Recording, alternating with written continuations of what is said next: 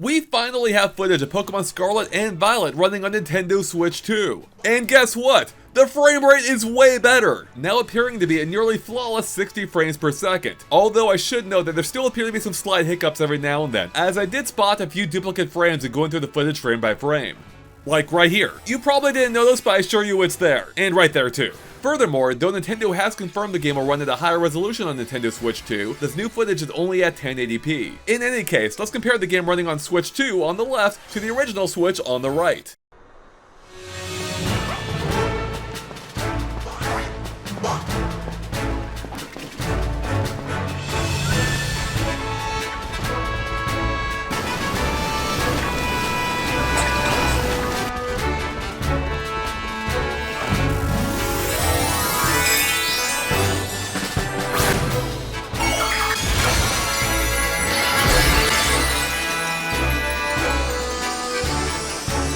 And let's see that one more time at the full uncropped view. And stick around afterward for one odd thing I noticed.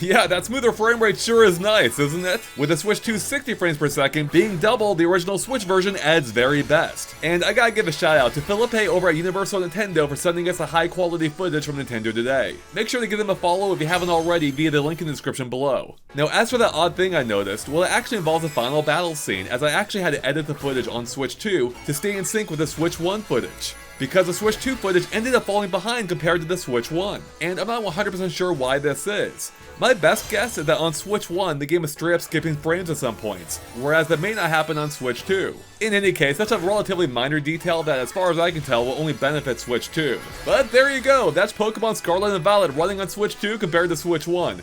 Let us know what you think of this in the comments below. And with that, thanks for watching, click that subscribe button if you haven't already, and we'll catch you later. Bye everyone!